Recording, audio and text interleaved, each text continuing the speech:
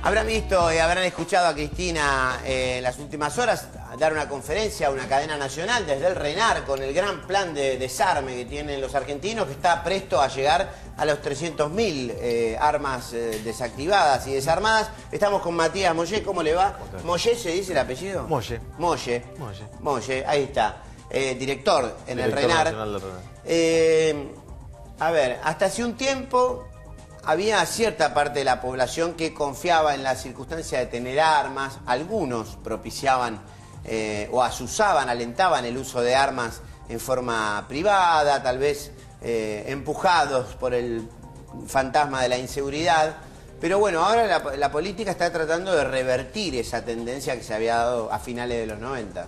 Sí, desde hace unos años el programa de desarme es del 2007, pero incluso antes del 2003 se viene trabajando en reformular todo lo que es el paradigma de control de armas en el país. Y uno de los nuevos pilares de ese paradigma justamente es la reducción del circulante de armas, que es a través del desarme y de la destrucción de armas que son secuestradas o incautadas por las fuerzas de seguridad y decomisadas después por la justicia. Ajá, pero las armas se destruyen por completo, ahora se van a desarmar y se van a hacer otras cosas.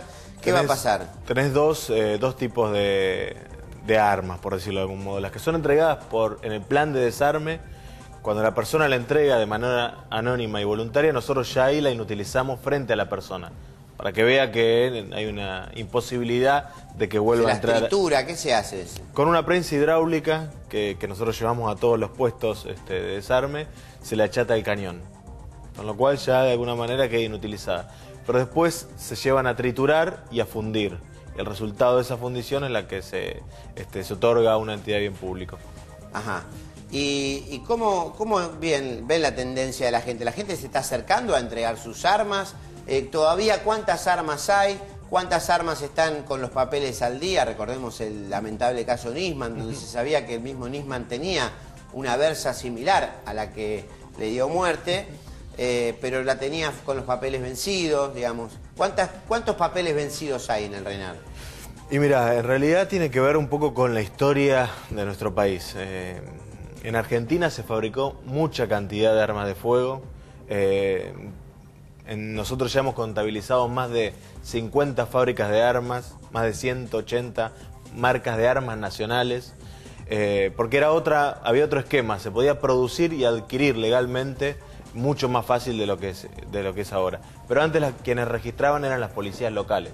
Vos ibas a una armería con tu documento, comprabas un arma de calibre 22, 32 o 38 y te la llevabas ahí mismo. No tenías que ser legítimo usuario, ibas a la policía de tu barrio y informabas que la tenías.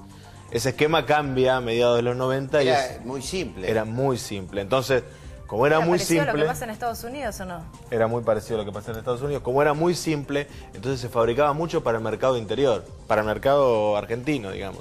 Entonces, hay mucha cantidad de armas. ¿Cuántas armas habrá? Se estima. Porque tengan registro. Es muy difícil, porque todas fueron legales alguna vez. No es que nacieron ilegalmente.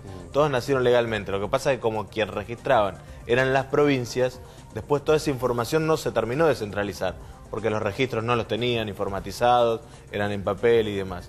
Toda esa tendencia se empezó a modificar. Nosotros informatizamos todo el sistema.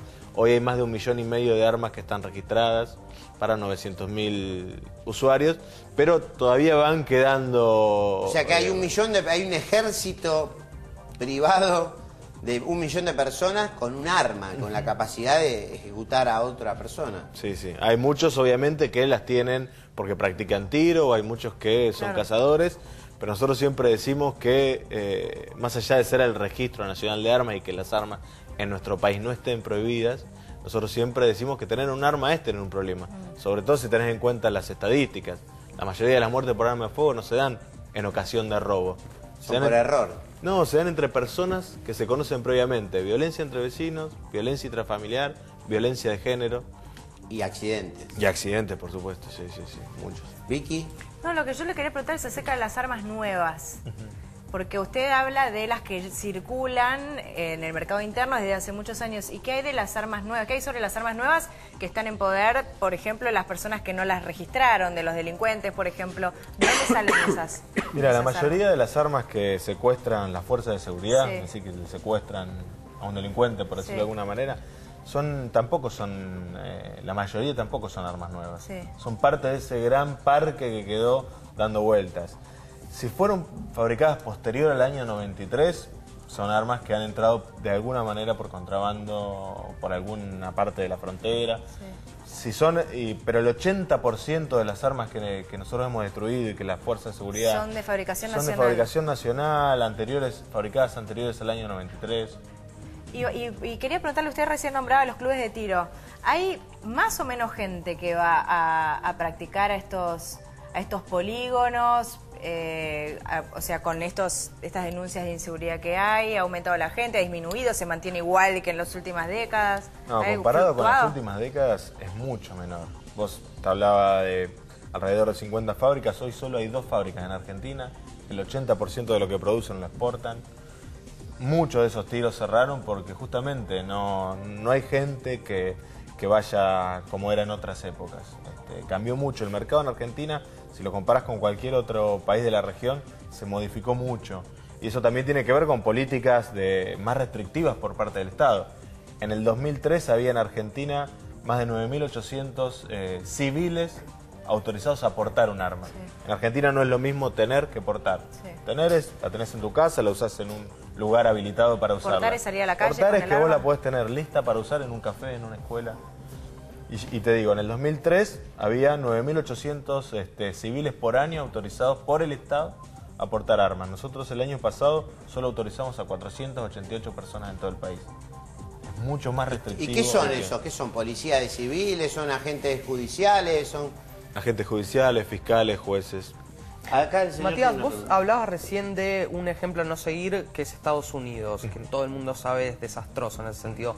¿Cuál es un país al que vos considerás que está bien en ese sentido? Mirá, yo te puedo decir que nosotros hemos viajado mucho en este último tiempo al exterior y sobre todo a la ONU. En la ONU, al plan de desarme en Argentina, en el 2013 lo premiaron como mejor política del futuro y entraban todos los planes que había de este tipo, no solo de armas pequeñas y ligeras, como es el nuestro, sino incluso de armas químicas, nucleares y demás. El único premiado de armas pequeñas y ligeras fue el argentino. Nosotros cuando viajamos en realidad es tomado el argentino como ejemplo. Mirá. Obviamente nosotros no somos, no tenemos los niveles quizá de cantidad de muertos por arma de fuego que tienen otros países con otra cultura. Porque en Argentina se había generado una cultura, como era fácil el acceso. Y además también creo que había un poco en la historia argentina, si uno se pone a ver, había democracias que eran cortadas a través de las armas. Había, ¿no? No me gusta esto, bueno, a través de las armas lo quiebro. Había como una subjetividad que se iba formando en la ciudadanía. Pero bueno, todo eso se fue modificando y hoy los índices son mucho más bajos. Pero el plan de desarme argentino es tomado como modelo. ¿Y en comparación con nuestros vecinos? Con nuestro Brasil, por ejemplo, Brasil es un país que tiene un problema terrible. Claro, Brasil tiene también un programa de desarme que es muy exitoso, pero en cambio el mercado de armas en Brasil creció 5 veces, mientras que en Argentina está mesetado. Pero hay mucho narcotráfico también. Sí. También hay mucho narcotráfico. Grupos armados en las favelas, hay como... Sí, mucho crimen organizado, ¿no? Sí. ¿Y qué pasa con las armas largas? Por ejemplo, ¿cuáles son las armas que se pueden portar? Y si existen o tienen registro ustedes de que hay gente que tuviera armas de guerra o ametralladoras o cosas que no son ya para defensa. Esas armas son muy restrictivas, o sea, tenés que ser coleccionista y tiene que estar inutilizada para su uso. Ya te digo, si aparecen, porque el crimen organizado aparece una banda que las tenía, en Argentina es más como una rareza, no es que toda la delincuencia en Argentina tiene ese tipo de armamento. Si aparece una noticia, incluso en la misma noticia lo ponen como una rareza, como algo novedoso. Son otro tipo de armas las que hay en Argentina. Mucho calibre 22, calibre 32, 38. 45. Estamos hablando solo de armas de fuego, ¿no? Sí, estamos hablando de armas de fuego. ¿Y ametralladoras? ¿Hay algún registro de que existan ametralladoras en manos de Sí, pero civiles? generalmente son coleccionistas. O sea que están... O exmilitares, me imagino. Pero tenés que tener ciertas características, un lugar de guarda especializado, tiene que haber, se llaman o se conocen como armas de decreto. Ya viene otro tipo de autorización, no solo el RENAR, sino también el ministro de Justicia. Intervienen un montón de otros factores y son muy pocas y están muy bien identificadas. Y no están aptas para su uso. Está bien, sí, nuestro productor está muy interesado por esta nota, me está contando un poco cómo es el mundo de los requisitos sobre todo, ¿no? Los requisitos para un coleccionista, ustedes tienen que cerciorar que estén los caños aplastados, los martillos inutilizables, sí, igual que alguno ande con una ametralladora en la casa, la verdad que es una cosa muy extravagante. Bueno, hay mucha gente que hay que estar un poco mal de la cabeza. No, a la gente que le gustan las armas, sí, hay mucha gente que le gustan las armas, pero te vuelvo a repetir, no es, si lo comparás con los países de la región, incluso con otros países, en Argentina no es tan alto el número, y además tenés que tener para un arma de ese tipo tenés que tener muchas garantías en el lugar de guarda, nosotros te inspeccionamos más allá que sea tu casa. O sea, 200.000 armas, 200 y tantos mil, ¿no? Ya se han sacado del 292.000. Ya casi 300.000. Este año vamos a llegar a las 300.000. Si lo comparamos con la década anterior, solo se habían destruido 40.000. ¿Y esa gente, cuál es el público que tenía esas armas? ¿Delincuentes que fueron apresados? Hombres que dijeron, no, la verdad voy a cambiar mi forma de ver las cosas, prefiero no tener el arma y se lo sacan de encima. Gente que la tenía vencida y ya envejeció y la quería sacar o la heredaron de un abuelo. ¿Cuál es el público que fue dando las armas? Todos esos casos que vos nombrás es el público que terminamos nosotros destruyendo esas armas. Las que fueron retiradas por la Fuerza de Seguridad y después decomisadas por la justicia, las destruimos. Y en general pasa que muchas de esas armas fueron compradas por otras generaciones y después fallecen, el arma termina en la casa, el hijo, la hija o algún pariente no está interesado en las armas y entonces en vez de tener que hacerse legítimo usuario, mantenerla y demás, es un problema. Es un problema. Claro. El programa de Desarme, al ser anónimo, no te está pidiendo ningún tipo de papel y ¿Usted encima... tiene armas, por ejemplo? No. ¿La gente del RENAR tiene prohibido tener armas? No, la gente del RENAR no tiene, no existe prohibición para eso, salvo restricciones. Pero yo por lo menos no tengo armas. Hay gente del RENAR que sí. Y el tema de las granadas y otros artefactos no cuentan como, o sea, no cuentan en esta política de desarme. ¿Están incluidas o es algo si totalmente apareces con diferente? No podés caer en un puesto móvil con una granada. No sé, pero quizás hay gente que tiene en la casa, qué sé yo. La tiene.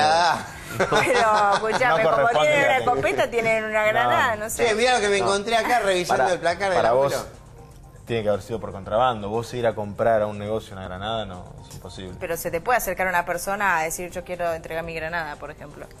Nosotros, si surgiera eso, nosotros tenemos que llamar a un cuadrón antibomba. Me dieron ganas de tomar granadina. Me diste ganas de tomar granadina. Otra cosa, por ejemplo, hay gente que se resiste a esta política, que por supuesto todos a simple vista podemos consensuar que es favorable, que se desarme a la gente, pero hay cierto público, cierto núcleo duro. No existe acá el Club del Rifle, Charlton Heston, gente que sea reticente al desarme y que quiera estar armado. Sí, claro, existe, pero es menor, no tiene el lobby, la capacidad de lobby que tiene el Club de Rifle, exactamente, en Estados Unidos. Al principio, cuando se promulgó la ley, cuando Néstor Kirchner la envió al Congreso, sí había mucha más reticencia, pero después también termina siendo una solución a muchos problemas. Porque el legítimo usuario, el que es prolijo, el que tiene todo en regla, porque le gusta hacer tiro práctico, no quiere que todo el mundo tenga armas y que se hable de las armas en un sentido negativo. Entonces prefiere que también esas armas se entreguen en el plan de desarme. Entonces con el correr del tiempo también ha ido cambiando ciertos patrones culturales. Bueno, es un tema, la verdad, no sé si alguno tiene... Yo sí tengo una. Usted Sí, dijo dispare nomás. que no le gustaba... Los chistes de Camilo. Que no le gusta, que no tenía armas, pero ¿le gustan? No. Corta la bocha. Corta la bocha, justamente corta la bocha. ¿Impactó negativamente la irrupción mediática de un Ivo Kutsarida que empezó a hablar otra vez, a instalar el tema de que hay que pegarle un corchazo de acá, corchazo de allá? Y son siempre situaciones, y aparte del tratamiento que en muchas ocasiones le dan los medios a este tipo de noticias siempre impactan negativamente, porque no se explica bien, porque no se cuenta que en realidad muchas de las muertes, como te decía antes, muchas de las muertes por arma de fuego se dan una discusión en una casa o entre vecinos. Si no estuviera el arma de por medio, habiendo un arma de por medio, quizá termina en una tragedia. Entonces quizá él la compró porque pensó que iba a estar más seguro y después termina sucediendo lo que sucede. Entonces, la verdad que hay que seguir trabajando todo el tiempo en que tener un arma es tener un problema. Perfecto. Muchísimas gracias, Matías Molle, por haber venido. Muchas gracias a ustedes. Quedamos a tiro. Bueno, de los títulos, digo. Hay que hacer una breve pausa. Hacemos una pausa. Dale, hacemos una pausa a los tiros y... Ay, no, basta, no sigamos por esos chistes. Acá me apunta uno que dice que es un balazo. No, dejate. Bueno, gracias por venir. No, muchas gracias. Vamos al corte. Dale, ya volvemos.